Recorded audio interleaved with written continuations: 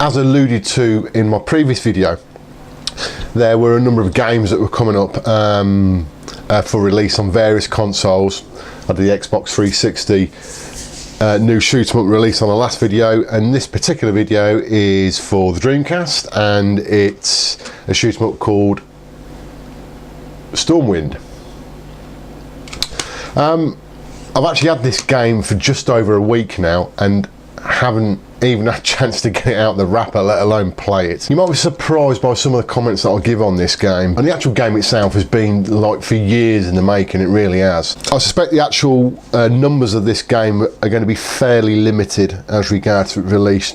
You know, DC's been ceased production now since what, 2000, 2001, so you're talking 12 years ago, so there's not going to be a massive amount of copies, I suspect, of this game. Okay, what do I say about the game itself? This is where it gets a bit subjective, and it always will be about games, you know. It's always one person's view. I'm a bit disappointed, if I'm being honest, but perhaps I shouldn't have been.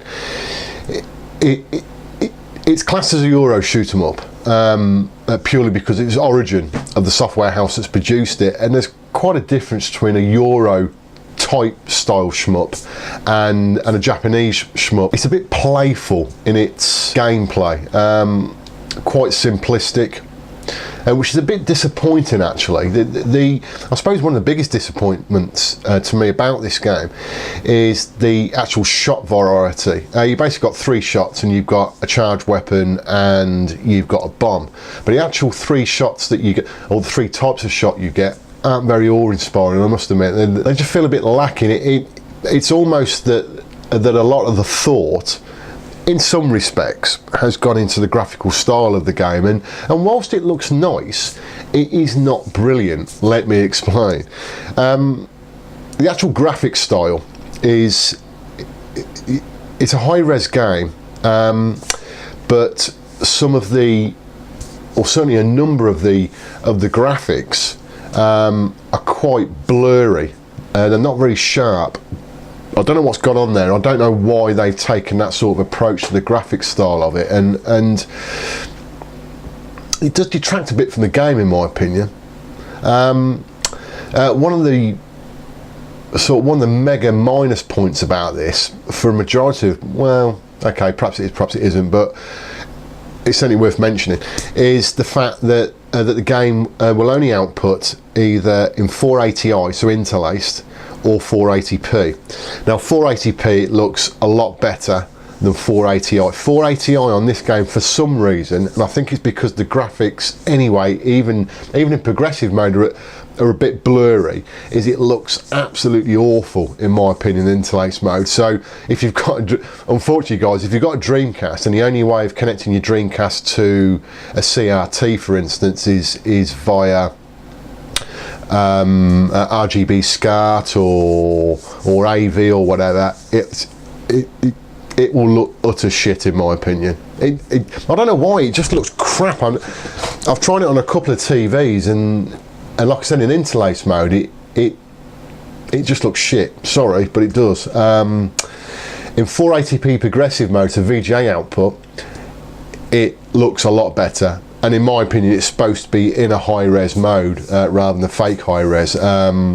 It does look a lot better, and you can tell that the graphics have been, in my opinion, been styled based on a 480p progressive, video output.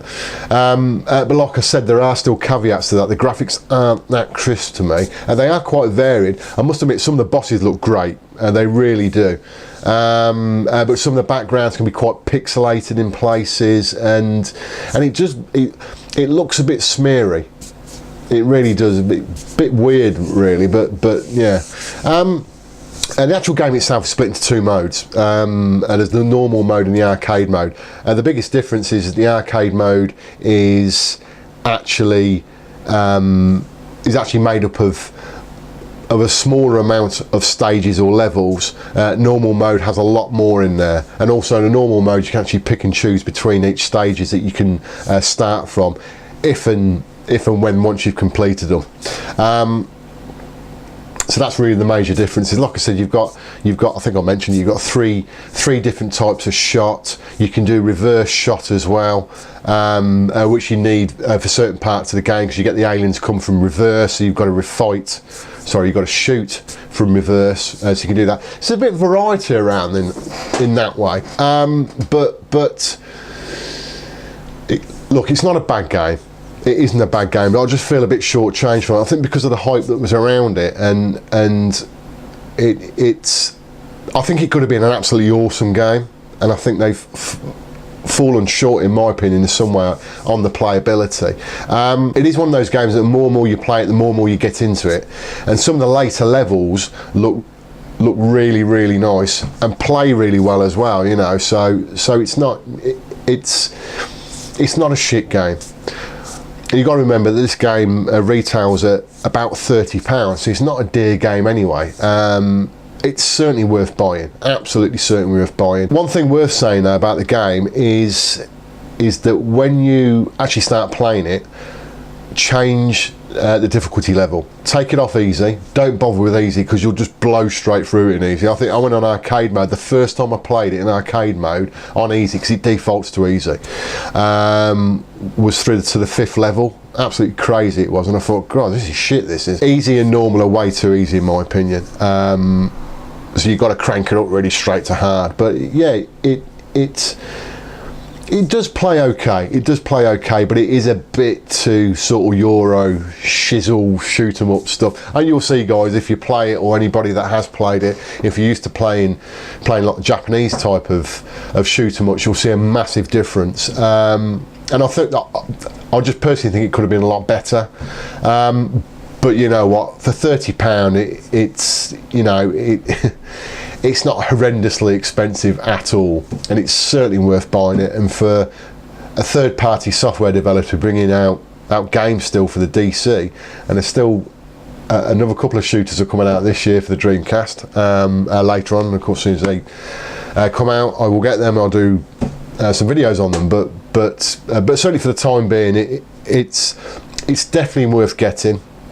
It's just not quite as good as what I thought it was going to be. Anyway, guys, I'm going to cut some gameplay now, and I'm going to actually show you this all wired up and running on one of my Sega Naomis, because, you know, it is a Dreamcast, and the Naomi, or the Dreamcast, was based on the Naomi hardware, arcade hardware, so it just seems fitting to be playing it on an arcade cabinet. Hope you enjoyed the video, guys, and I'll speak to you again soon. Right, first off, guys, you'll have to excuse me for the fact that there's a lot of light coming into the room that's obviously reflecting off the side of the screen. I can see it now in the camera preview, so apologies for that.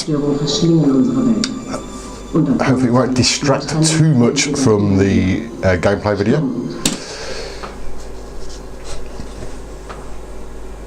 Now, as per a lot of my other consoles that I've played, and I do play on my Sega Naomi arcade cabinets, this has got all the pads have been hacked.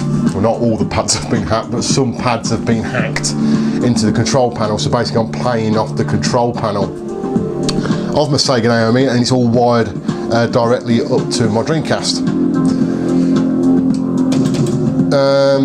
Right, let's have a quick look at the options. There's basically not much to do with the options, to be fair. You got difficulty, like I alluded to previously, set that straight to hard, don't mess around with easy or normal. You've got some sound options, and you've got some controller and screen options, but I'll just keep everything as it is. We'll go straight to the game, and we'll go straight to normal mode, purely because there's more in it than the arcade mode. And like I said, you can actually choose between levels that you've already been through. You actually unlock them, as you see there, and you can actually start at a different level, but we'll go back to the start for the purpose of this portion of the video.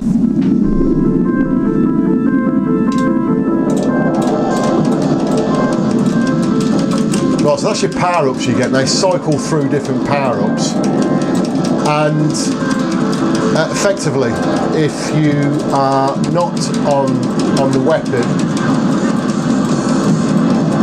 to power up, you won't get a power up. Hope that makes sense. So So i.e. I'm on the blue weapon there, so if I go to a power up when it comes up, and if I don't actually go into it on the blue cycle, I don't get any power ups at all.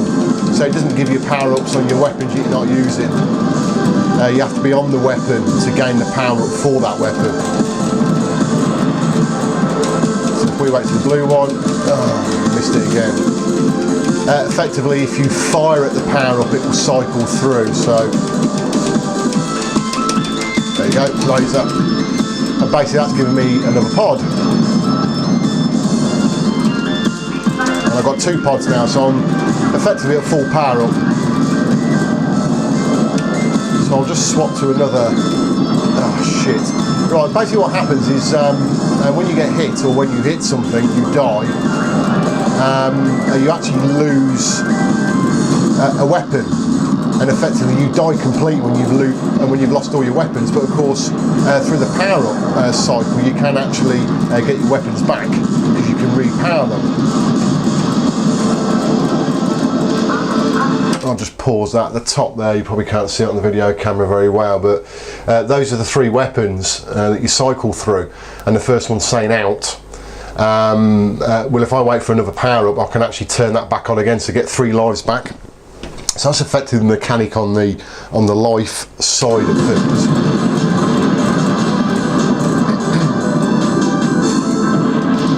And you can actually change your weapon to fire from the back as well as the front, which comes in useful on certain parts of the levels. I mean, something you'll notice on here is all the shrapnel that sort of comes off, very Ibarra-like. I'm basically down to no weapons here, which is quite embarrassing.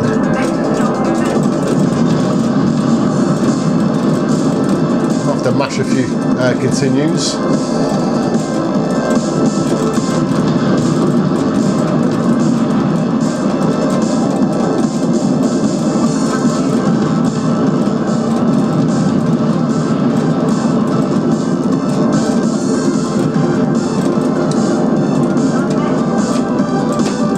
So now I've just got one of my weapons back, so I've got another life back in effect.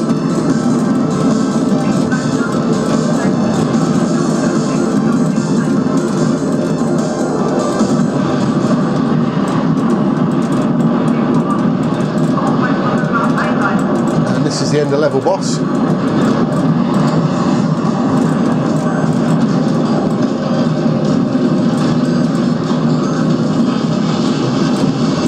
Quite sort of mechanical, these bosses are, certainly this part of the level. I'm going to fire off my boofing big bomb that basically just blows out everything. You've got a charge shot, so we'll give that a bash.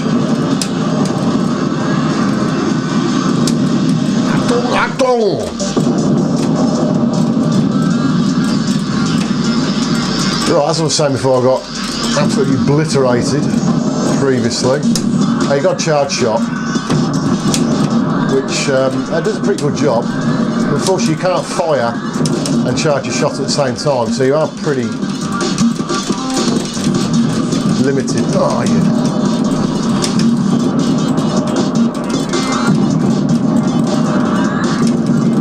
Let's do a charge shot at the back.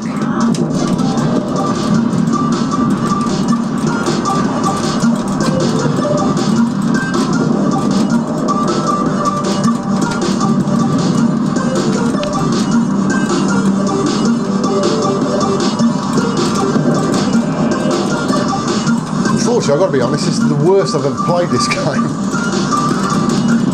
Again, it's a case of talking and playing. I can't do 2 things at once. I'm not a woman.